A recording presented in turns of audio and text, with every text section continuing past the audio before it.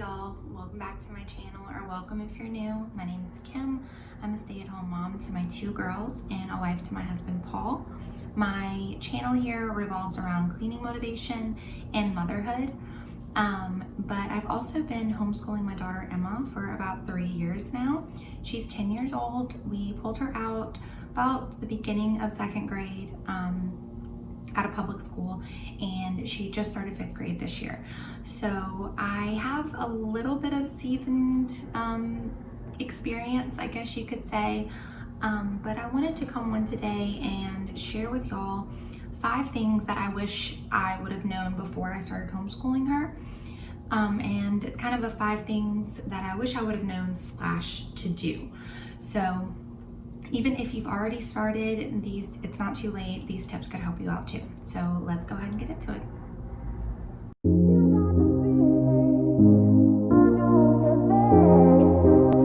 Okay, so I've got a list here, so if I'm looking down, that's what I'm doing. But I want to go ahead and start with number 1, which is just relax. I know that it can be so overwhelming, especially if you have no education background, teaching education, with all the curriculum choices and just with everything going on in the world right now. It's kind of just one more thing that I feel like has been added to a lot of people's plates, is the opportunity is more presenting itself now than ever to homeschool. So I just want to start by saying relax. You have been a great mom or dad this far. You have taught your kid so many things, from maybe taking their first steps, maybe even riding a bike if you've gotten that far, teaching them how to feed themselves, how to dress themselves. You were designed to teach your children. So I want you to know that it's in there. That's not something that can be taught. It's something that you already have in you and that you've already been doing. Just because it's not academically, which I'm sure that you have done that really without thinking, let's count these toys, or let's sing the ABCs, read a book to your kid. That right there, you're teaching them. So without even knowing it, you've probably already been doing these things. So that's tip number 1. Step number 1 is to just relax. You have really been teaching your kids all along. Okay, so number 2 is kind of a more important one. Every state is different when it comes to homeschool laws. So you definitely want to look up your state's laws on homeschool. I have so far homeschooled in Mississippi and in Louisiana, and I will say that both of the laws in those, just even though they're right next to each other, they're completely different. So you definitely want to get familiar with your homeschool laws. Something that might be able to help is Facebook groups, which I'll get down into that in just a little bit more. But you can find homeschoolers in your area who have been doing this for a long time, and they probably know the ins and outs of the laws. So you definitely want to get that. That's going to be step number 2, is becoming familiar with the laws and finding out your steps that you're going to need to take to actually make this a legal process, because the last thing you want is truancy knocking on your door. Then we're going to go ahead and go to step 3, which I'm sure this has overwhelmed a lot of people so far.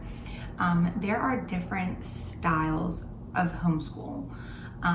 Just to name a few, you've got traditional, unit studies, there's Charlotte Mason, which that's a really big popular one, especially with younger kiddos. There's a whole list of them. I should have written them down, but what I am going to do is there's a quiz that you can take online. It's completely free. I'll link it down in the description box, and it's going to ask you questions as the parent, and that's going to actually show you which style is best, and then you can go and choose curriculum off of that. So you definitely want to take that quiz, or you could even look up the different ones. You could watch some YouTube videos on the different styles and see which one fits you best, because not everyone is good with the whole, okay, let's sit down and let's do school like we would normally do in a public school setting. That is the glory of homeschool, is that take for instance my daughter, she learns much better hands-on. So that was something that she didn't get to do a lot in public school because it's kind of a one program fits all there. And so we're able to incorporate stuff that works for me as far as scheduling wise and the way that I like to teach. And it's going to help her because now she's learning better. She's soaking information in better because she's getting that hands-on experience that she wasn't getting before. So you want to make sure that you find your homeschool style, and you can start looking up curriculums from there. And you don't have to choose just one curriculum for everything. We actually use quite a few different things for our curriculum, and if y'all want, I can make that a separate video and show you exactly what we use for Emma. But okay, let's just say math, for instance. Math is not my subject. It never has been my subject. And that was one thing that I was kind of worried about when I started this. But I will have to say, I'll go ahead and stick a little plug in. Teaching textbooks has been a game changer for us. And that's just because they do everything. It's an online course. They teach her, they test her, they grade her, and she basically does everything. It does it all for me. And so I'm able to go in and look at her grades and see what we need to work on, and then maybe we can get some other practice from different workbooks or something like that. But that's something that I don't have to worry about anymore because that system does all that for me. Now let's go to history, for instance. I love history and I love to learn with her about history. And so for me, for that subject and for both of us, that's something that we like to sit down and do together. So it's just gonna take a little while, figure out, what your style is, what your kid's style is, and then you don't have to do one curriculum for every single subject. You can totally pick and choose from different curriculums. Okay, so number 4 is going to be to establish your schedule. Now, before you're like, oh my gosh, not a schedule, schedules, no. I don't necessarily mean like 8 a.m. we eat breakfast, 8:30 a.m. we do morning work, nothing like that. When I say schedule, I mean look at the big picture. So in our state, we have to school for 180 days. We've been doing this for a couple of years, so we try to do a traditional school route. We did have summer break. Now, when we came back from summer break that first year that we homeschooled, it was like all the information that she had retained the previous year had disappeared. And so I figured out what worked best for us was we were going to give it a go for year-round homeschooling. Now that can sound really scary, but let me just tell you what works for us. So we homeschool year-round, Monday through Thursday. We have Fridays off, and we go 4 weeks on, so we'll do 4 weeks of school, and then we'll do 1 week off, and that's all year round. So every 4 weeks we have a week break. And not just that, but we also take a Thanksgiving break because we'll go down to Mississippi to see my family, so we'll have a week off for that, and then we're going to take 2 weeks off for Christmas and New Year's, and then a spring break, and I believe that's it. Spring break ties in with Easter. So that is just what works for us, and that way we're getting our 180 days in.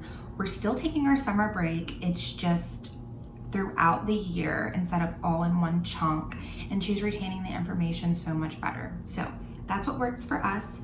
And all of that to say, you don't have to follow the public school schedule. If that works for you, great. It works for a bunch of people, but you can do this however you want. You can school on the weekends if you want to have the weekdays off.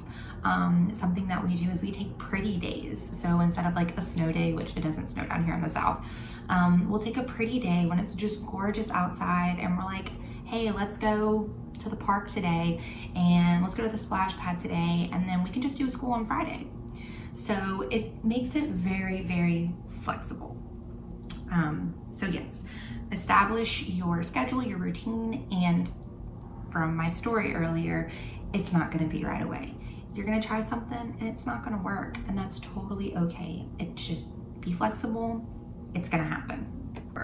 So number 5 is going to be connect. Especially right now with social media and all of these groups popping up, I guarantee you if you type your city homeschool group into the Facebook search bar, you're going to find groups for your state, you're going to find groups for your area, and even if you only live in a small town, and even if there's only 20 parents on there, that's your people. And so y'all can help each other and grow together, ask questions together, especially with your state laws. You'll be able to incorporate all that in, and you'll have those people, you'll have those women. And then when, whether you feel comfortable going out to meet them or not, when COVID's over, they'll have those people that have play dates and stuff like that. And that also brings me to co-ops. So a co-op, essentially, we joined one in Mississippi, and she went every Monday, and you get to choose which classes. It was more of an elective type classes. So they had a class for sewing, they had a class for Lego building. And now once you got up into the higher grades, like middle school, high school, they started offering stuff like geometry and stuff like that. And so that's cool to do too, because your kids get to get out the house, they get to kind of in a school setting, but it's with other homeschool kids their age, to socialize and stuff like that. So going off of that, I know one of the biggest misconceptions in homeschool is socialization. I don't want my kid to not socialize because they're homeschooled. And honestly, I was one of those people. I was like, no way, my kid's gonna be that weird kid, I guess you could say. But I would have to say it's the farthest from the truth. My daughter can make friends wherever she goes. She's a dancer, and she really loves competitive dance, and so she goes to dance class 3 days a week, and she socializes.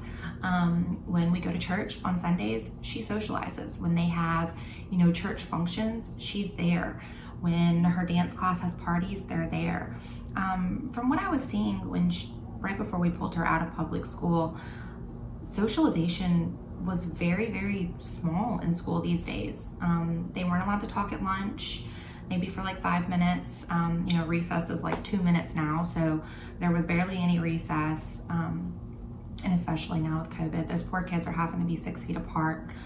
And so it's just a very common misconception that your kids will be socially weird, because it's the furthest from the truth. My daughter has more friends than she can count, and I feel like she has more friends than she could count versus if she were in public school. So that is just going to be a common misconception I wanted to throw out there. So those are my tips. Number 1 is going to be relax. You've got this. You have been teaching your kids, and you're going to do great. And to kind of piggyback off of that, a lot of the curriculums out there, it will say this to the child, say this, and this, and allow a child to ask questions. I mean, it lays out every single thing you have to do. And so I don't want that to freak you out. They were made for parents to teach at home that don't have any prior background of teaching before. So I don't want that to scare you. You're totally capable without the curriculum. You know your kids, you know how to raise your kids. You probably already know the way that they learn best. The fear that the public school system has given us about not being able to teach our own children out of a system that we went to. So if they're saying that system failed us to where we can't teach our kids, that kind of raises a few red flags, at least in my mind. But you're totally capable. Okay, so that's number 1, you're totally capable. Relax, mama, you got this. Number 2 is going to be research. So if you're not a read person, watch videos. You're gonna wanna know the homeschool laws in your area. And then number 3 is gonna be know your homeschool style, know your curriculum. Remember, I'll have that link down in the description box, and you can go and you can take that really quick quiz, and it's just going to give you a starting point to know, okay, this is how I'm going to teach my child best using this style of curriculum. And let me just kind of detach for a minute, and I want to talk a little bit about unschooling or deschooling. When I first pulled Emma out in 2nd grade, they recommend that for every year they went to school, you do a month of unschooling or deschooling, whatever you want to call it. So for Emma, she was in 2nd grade, and so we did 3 months, which was essentially just a summer vacation. But what I did during that time is I watched her very closely. And not only did I watch her very closely, but we started doing more things. We started, if she wanted to bake something, we would lay everything out and bake, and we would use that as a math lesson. She would come up with a cool, interesting topic. Kids always have 500 questions a day. And I would say, let's stop what we're doing and let's research that. Or at the time, we were living next to a nature trail, and we decided to go ahead and go on a nature walk. And so we spent 3 months unschooling like that. And it kind of got her in a place where we could start fresh and everything wouldn't be so overwhelming, hopping straight from a desk to home and having mom do everything. Again, if that's not your thing, that's totally cool. You don't have to do that. If you just want to take a week and do that, anything would help, just to kind of give y'all an adjustment period, give you a chance to do your research and get all your ducks in a row. And number 4 is going to be establish your schedule. Remember, schedule isn't going to be day to day, even though if you want to do that, awesome. Remember, that schedule's not going to work every single day, and that's okay. It's totally good. But you're going to want to establish, do you want to follow a traditional public school schedule and have her off or him off when public school kids are off?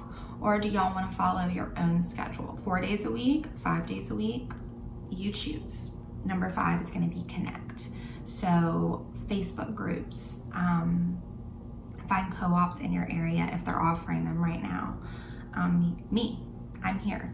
I love to talk about this kind of stuff, and I haven't been doing it that long. So if you're someone that has more tips, please leave them down there in the comments. I would love for us all to help each other out. I'm also going to leave my Pinterest. I have a homeschooling mom hacks board and just a homeschooling board. And there's a lot of like different free printables and stuff like that. They're not actually mine. I've saved them off of Pinterest. There is a free homeschooling online curriculum called All-in-One Homeschool, and it is completely free. I'll link that down below also. Teachers Pay Teachers is an awesome website where you can get little extra things, little extra worksheets. Sometimes they're free, sometimes you do have to pay for them. But that's a cool website because other people can upload. So those are just kind of a few things that I'm gonna leave down there, some more resources for you guys. But I just wanna leave y'all with this. You're totally capable. You've got this. Do not let anyone scare you, especially the public school system, into thinking that you can't teach your child, because it's a lie. You were made to do this, mama, I promise. So thank y'all so much for being here. I really hope you enjoyed this video. If you like it, give it a thumbs up and leave down in the comments if you'd like to see exactly what curriculum we use, or maybe a homeschool day or something like that. I'd love to make that for y'all. So until then, I'll see y'all real soon. Have a blessed day.